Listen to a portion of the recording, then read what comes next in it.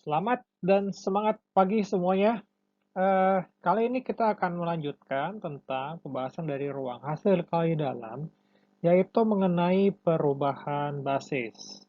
Nah, jadi sebelumnya kita sudah berbicara tentang apa itu ortonormal dan juga program Smith, basis ortonormal, basis ortogonal. Nah, sekarang ini kita akan ngomong tentang perubahan basis itu sendiri.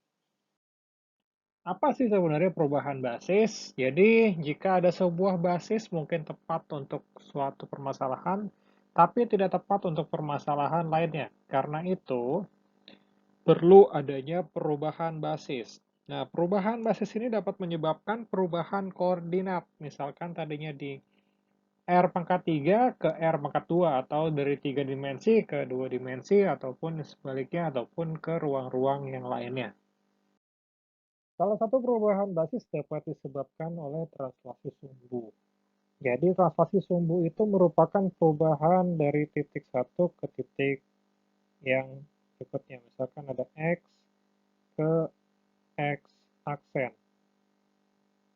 Ya, jadi misalkan X itu adalah 0,0, sedangkan dia pindah sebanyak K, L, ya kan?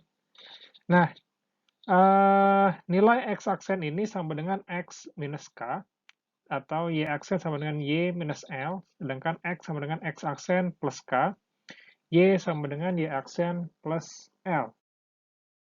Nah, sebagai contoh, tentukan koordinat X aksen Y aksen dari titik tersebut dengan koordinat XY P sama dengan 2,0 ketika K, L sama dengan 4,1. Berarti kita cari X aksennya itu sama dengan X min K, dan Y aksen sama dengan uh, Y min L. Jadi 2 minus 4 sama dengan minus 2, 0 minus 1 sama dengan minus 1, sehingga P aksennya yaitu minus 2, minus 1.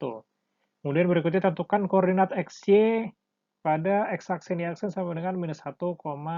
Jadi kita dapatkan X sama dengan X aksen plus K, sedangkan Y sama dengan Y aksen plus L. Sehingga didapatkan nilainya itu untuk X sama dengan minus 1 plus 4 sama dengan 3, Y sama dengan 5 plus 1 sama dengan 6, dan sehingga titik Q-nya atau koordinat awalnya adalah 3,6. Di dalam perubahan basis dikenal ada istilah vektor koordinat.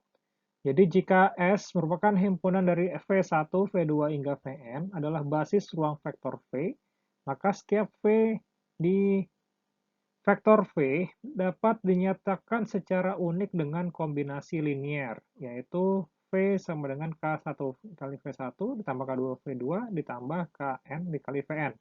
Dengan K1 hingga Kn adalah koordinat V relatif terhadap S, dan vektor V relatif terhadap S sama dengan K1 hingga Kn.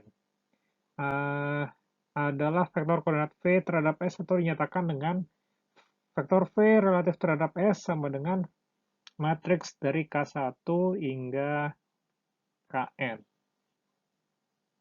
Nah, hal-hal yang perlu kalian ingat di sini, vektor koordinat relatif terhadap basis ortonormal dengan persamaan kombinasi linier. Jadi untuk basis ortonormal, U sama dengan ruang hasil kali dalam dari U, V1 dikali V1, ditambah ruang hasil kali dalam U, V2 dikali V2, ditambah ruang hasil kali dalam dari U, Vn dikali dengan Vn. Jadi, vektor U relatif terhadap S-nya bisa ditulis sama dengan matriks dari ruang hasil kali dalam dari U, V1, terus bawahnya ruang hasil kali dalam dari U, V2, bawahnya lagi dari ruang hasil kali dalam dari U, Vn. Nah, sedangkan untuk yang basis ortogonal itu kita ketahui ada persamaan kombinasi liniernya, yaitu U sama dengan ruang hasil ke dalam dari U, V1 per panjang dari V1 kuadrat dikali dengan V1 ditambah hingga ruang hasil ke dalam dari U, Vn dibagi Vn kuadrat dikali dengan Vn. Ini kita bisa tuliskan seperti ini, yaitu kita tuliskan saja dari masing-masing ininya saja. Oke, ini di awal untuk U1, kemudian untuk U2, kemudian hingga UN, VN. Nah, jadi ada suatu masalah. Jadi jika merubah basis ruang vektor V dari basis lama B ke basis baru B aksen, bagaimana vektor koordinat lama V relatif terhadap B dari vektor V yang berhubungan dengan vektor koordinat baru V relatif terhadap B aksen. Oke, simpelnya diterapkan pada dimensi kedua. Misalkan B sama dengan U1, U2, dan B aksen sama dengan U1 aksen, U2 aksen, maka kita perlu vektor koordinat basis baru terhadap basis yang lama, di mana U aksen 1 sama dengan AB, U aksen 2 sama dengan CD, ya. Sehingga di sini U aksen 1 sama dengan AU1 ditambah BU2, kemudian U aksen 2 sama dengan CU1 ditambah dengan DU2, VB aksen sama dengan K1, K2. Oleh karena itu, kita bisa cari nilai V-nya. V sama dengan K1 dikali A U1 ditambah B U2 ditambah KU2 dikali dengan CU1 ditambah DU2, kemudian V sama dengan K1A ditambah K2C U1 ditambah K1B ditambah K2D U2. Sehingga kita bisa tuliskan VB itu sama dengan K1A ditambah K2C, kemudian K1B ditambah K2D, atau perkalian dari matriks ACBD dikali dengan K1 dengan K2. Atau kita bisa tuliskan di sini VB sama dengan ACBD dikali dengan VB aksen. Nah, sebagai solusinya, jika kita merubah basis ruang vektor V dari basis lama, B sama dengan U1 hingga UN, dan B aksen sama dengan U aksen hingga U aksen N, maka vektor koordinat VB dihubungkan dengan vektor koordinat baru VB aksen dari vektor V yang sama dengan persamaan VB sama dengan P dikali dengan VB aksen. Dengan P adalah vektor koordinat dari vektor basis yang baru relatif terhadap basis lama. Nah, vektor P ini disebut dengan matriks transisi yang besarnya sama dengan U aksen 1, U aksen 2, dan U hingga U aksen N dari B. Dan vektor Q disebut dengan matriks transisi dari B ke B aksen. Kalau P itu dari B aksen ke B. Sehingga nilai Q itu sama dengan P diinverskan. Sebagai contoh, misalnya B sama dengan U1, U2, dan B aksen sama dengan U aksen 1, U aksen 2 adalah U1 sama dengan 1,0, U2 sama dengan 0,1, U aksen 1 sama dengan 1,1, dan U aksen 2 sama dengan 2,1. Yang pertama, tentukan matriks transisi dari B aksen ke B. Berarti transisi dari B aksen ke B.